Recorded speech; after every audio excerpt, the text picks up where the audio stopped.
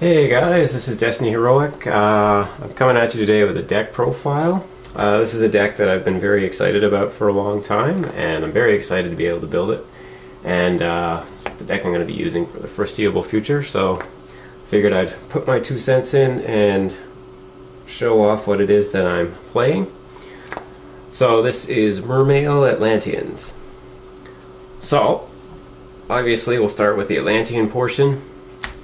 We've got Atlantean Dragoons at 3, obviously, and then Atlantean Marksmen at 3, 2 Heavy Infantry, and I'm using 1 Attack Squad to go along with some of my other combos in the deck.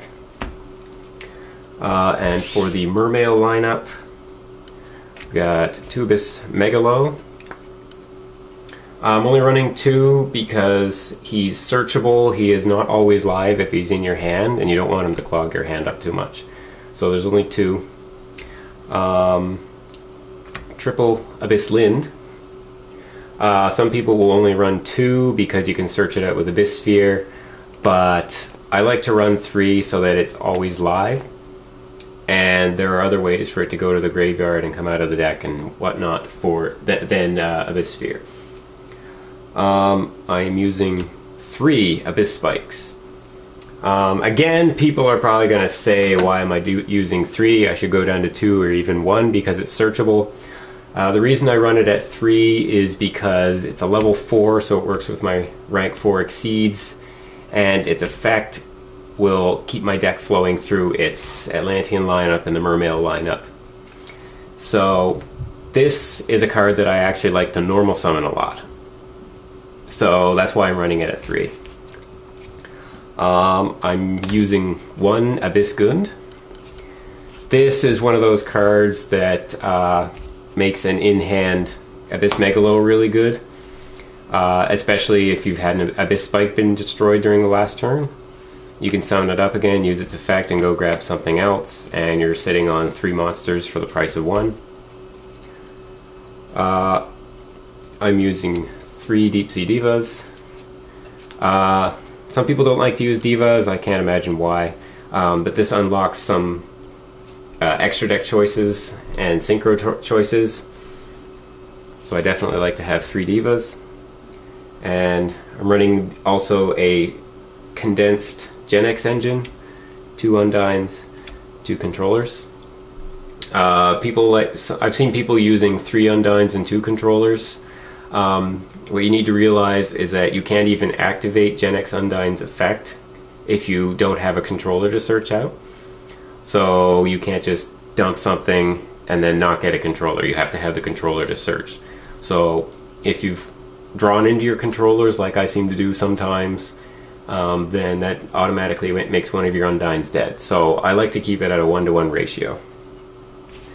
And final monster, obviously, Mulan Glacia.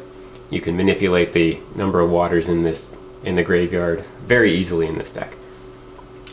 So on to the spell lineup. The obligatory Dark Hole, Reborn, Heavy Storm, and I use 2 MSTs in the main deck. This is for the random decks that like to set heavy backfield and you don't have enough Atlanteans for. It's also for the crazy decks that like to put out Dimension Fissure and Macrocosmos right away. Those cards kill this deck, so you need to be able to deal with them fast. Pot of Avarice. The deck runs, I think it's 24 monsters, and it loads the graveyard fast. So you can set up a Mulan Glacia, summon it, cost them 2 cards, Avarice, and draw 2 cards, so you're 4 ahead of them. That's a really great play. I use 2 Salvage so that I can recycle my Divas, my Undines, and my Atlanteans if I discard them for Abyss Megalo or whatever. And finally, the tech 1 Allure of Darkness, because when I run the Gen X engine, I'm often searching for a Gen X controller, so it's a dark, and there's very few things you can do with it besides discarding it for Gungnir or whatever. So I like to go grab it and then allure it away for 2 more cards. So that's the spell lineup. Traps are really simple. 3 spheres. The reason I run 3, usually you want to go for an Abyss Lind, but you can also go for the Abyss Megalo, you can go for a Abyss Spike, you can go for just about anything.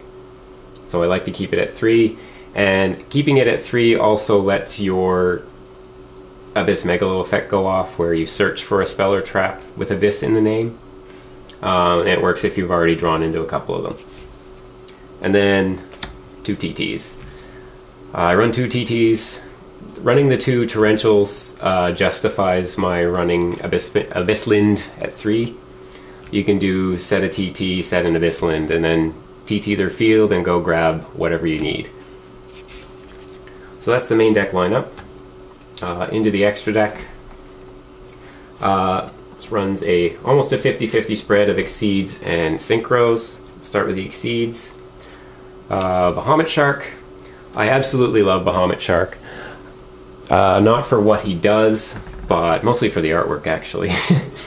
But Bahamut Shark does a nice little trick that lets you, if you bring him out using Atlantean Dragoons, and then you ditch Dragoons for another Exceed monster, then you can search using Dragoon's effect, and you can set up a Mulan Glacia play really easily.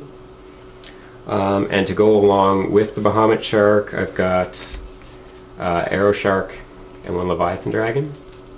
Generally speaking, I like to bring out Arrow Shark, because if Leviathan Dragon comes out without materials, then he can't attack directly, and he's only 2k. And this guy can attack, he's 19, which is almost as good. So basically, you're trading an Atlantean Dragoons and like an Abyss Spike or something, a 16 and an 18 for a 26 and a 19, and a search for Mulan Glacia. So it's usually a really good play. And Bahamut Shark is one of those guys with unique text. He actually can attack during the turn you bring him out and use his effect.